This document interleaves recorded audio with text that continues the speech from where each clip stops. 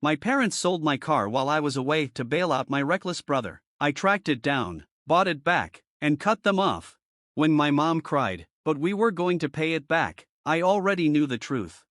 I hadn't even been home an hour when I discovered it. The taxi dropped me off after a long business trip, and I was ready to collapse into my own bed. The cool night air felt refreshing until I looked at my parking spot.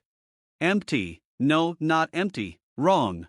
A dented sedan with a missing hubcap sat where my car should have been. My chest tightened, my breath faltering. Maybe I parked it somewhere else? No, I never did that. My hand slipped into my coat pocket, wrapping around the familiar metal of my keys. Cold, solid, mine. At least, that's how it was supposed to be. Inside, the truth hit me harder than jet lag. My parents sat at the table, their expressions guilty, almost rehearsed. "Mom, where's my car?" Dad cleared his throat. "Sweetheart, we had to sell it." The words sliced through me. "Sell it?" "For your brother," Mom added quickly, her voice wavering but not enough to hide the justification. "He needed the money. You know how hard it's been for him." Of course, my brother, the family's golden child, dropped out of school, refused to keep a job, always in trouble, never facing consequences, and I was always the safety net. I clenched my keys so tightly the edges bit into my skin. "You sold my car? The one I worked for? Without even asking me?" Dad sighed like I was being difficult. "You have a good job. You can buy another one. But your brother. You weren't even using it while you were away." Mom interrupted, defensive now. "It was just sitting there. We thought you'd understand." My jaw locked. "Where's the money?" Mom hesitated, then admitted softly, "We already gave it to him." Of course they had, and I already knew it was gone, burned on another half-baked scheme or shiny toy he needed. My brother never had to change, because they never let him face the fallout. I loosened my grip and let the keys fall, the metallic clink echoing in the silence. Just hours ago, they had symbolized independence and hard work. Now, they were worthless scraps of metal. They thought I'd let this go, that I'd swallow my anger and move on like always. They had no idea. By tomorrow, everything would be different.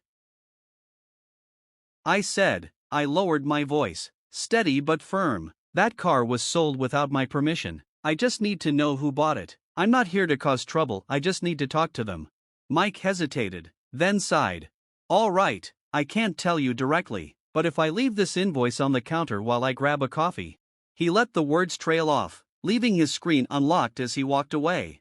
I didn't waste a second. The last sale record popped up on the screen. Buyer, Andrew Collins. Address, 742, Riverside Drive. Gotcha. Riverside Drive was quiet, suburban, exactly the kind of place where cash car deals didn't usually happen. Either Andrew Collins really needed wheels fast, or he was flipping cars. Either way, I needed to talk to him.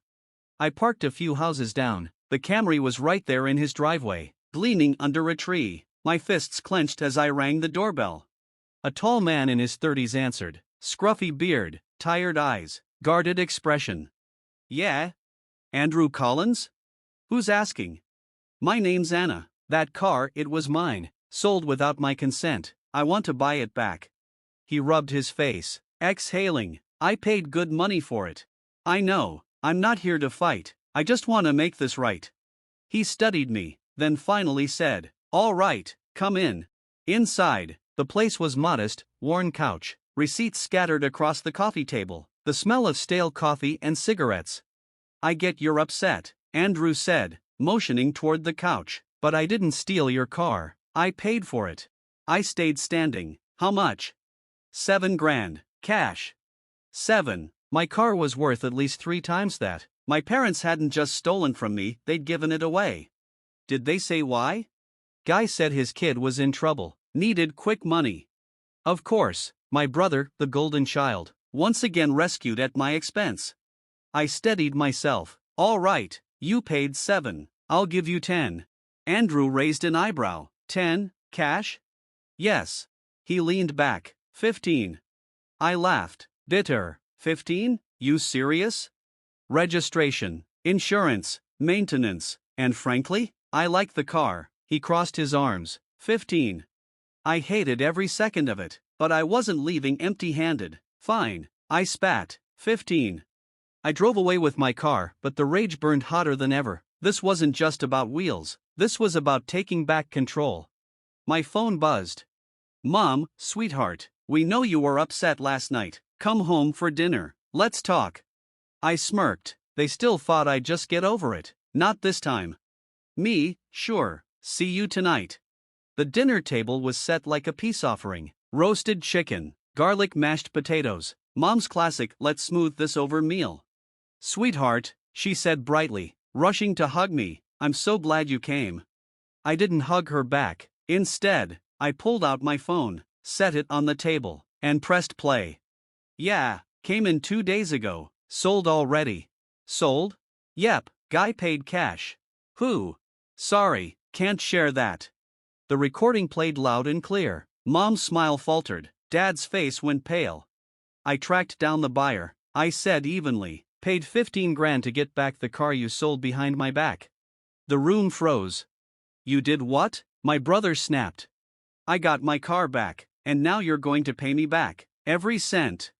Dad shook his head. Sweetheart, that's not how family works. Sometimes we sacrifice. Sacrifices? I slammed my hand against the table. I'm the one who sacrifices. Always me. When has he, I jabbed a finger toward my brother, ever given up anything for me? Mom tried to speak, but I cut her off. You know what? Forget the money. What matters is this. You'll never get another dollar from me. Not now. Not ever. Dad's jaw tightened. Don't be ridiculous. I smiled coldly. Already moved my accounts. Froze the shared one. Changed my deposits. From now on, you're on your own. Mom gasped. But we're family. Family doesn't steal, I said flatly. For once, they had no comeback. Mom's eyes darted between me and my brother. He finally scoffed, arms crossed. So you think you're better than us now? I laughed, shaking my head. No, I just think I'm done with you. I grabbed my phone, stood, and headed for the door. But just before leaving, I turned back. Oh, and one more thing. I smirked. Since you're so good at selling things that don't belong to you, let's see how you like it when it happens to you. My brother's face twisted. What's that supposed to mean? I just winked and walked out. They'd find out soon enough. I woke up the next morning feeling lighter than I had in years. For the first time, I wasn't carrying the weight of their excuses, their manipulations, or their mess. The look on my parents' faces when I told them they were on their own? Priceless. But I wasn't done. They had stolen from me, and I had taken back what was mine. Now it was time to make sure they never had the chance to do it again. For years, I had been their safety net, the responsible one, the backup plan. But what happens when the person they rely on cuts the rope? They start to drown, and I was going to make sure they felt it. The first thing I did was check my accounts. My parents no longer had access to my savings, but I still had a nagging suspicion. Sure enough, there it was, a $500 recurring transfer every month. To my brother. My jaw clenched. I had never agreed to this. A few years back, my mom had begged me for a little help to get him back on his feet. I sent money once apparently. She'd turned that into a permanent siphon. I canceled it instantly, then I sent him a text. Me, just a heads up, you're not getting another cent from me, ever. Him, what are you talking about? Me, check your bank account. 2 minutes later, him, did you cancel my money? Me, my money, yes, consider it an early lesson in self-sufficiency. Him, you can't do that. Me, I literally just did. His last message made me laugh out loud. Mom and Dad said you wouldn't be this selfish. Selfish, that word, after years of funding his laziness. Next, I ran my credit report. If they had sold my car behind my back, what else had they tried? And there it was, a hard inquiry. Someone had tried to take out a loan in my name. Applicant, my father. Status, denied. My stomach turned. They had tried to commit fraud. I immediately called my bank, flagged everything, and locked down my accounts. Then I sent one final group chat message. Me, just saw you tried to take a loan in my name. Are you insane? Mom, sweetheart, we were going to pay it back. Dad, stop overreacting. It's just paperwork. Me, it's identity theft. Mom, you're making it sound worse than it is. They weren't even sorry. They didn't even deny it. That was my final straw. Me, you just made my decision easier. You'll never see another cent from me again, ever. Blocked. Now it was time to let the real fallout hit. I drafted a polite email to their landlord. Subject: urgent information regarding parents' address. Dear Mr. Landlord, I wanted to inform you that I am no longer financially supporting my parents, mom's name, and dad's name, who currently rent from you. They do not have access to my funds, credit, or permission to use my name for any payments. Please be aware of this moving forward. Regards, Anna. Send. The cracks started showing in 3 days. Cousin: yo, your dad's freaking out. Did you really cut them off? Me: yep. Cousin: he's saying the landlord won't work with them anymore. Talking eviction. Me: not my problem. 3 weeks later, everything collapsed. They lost the house. The golden child had nowhere to go. Family, friends, and neighbors started reaching out. Old family friend: your dad's been asking around for money, says you abandoned them.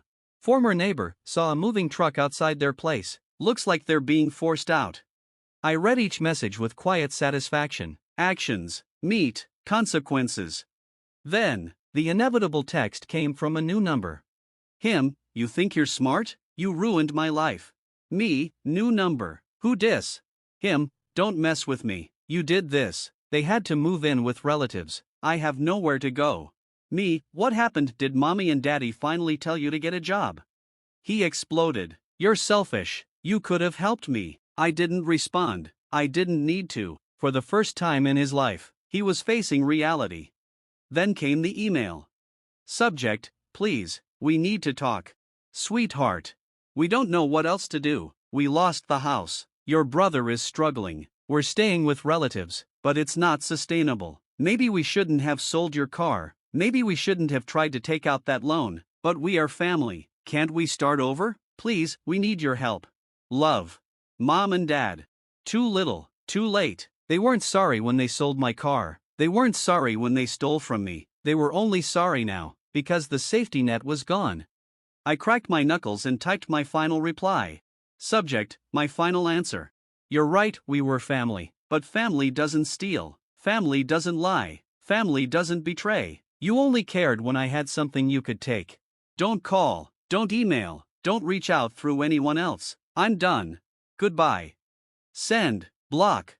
And just like that, I was free. Update: 1 year later.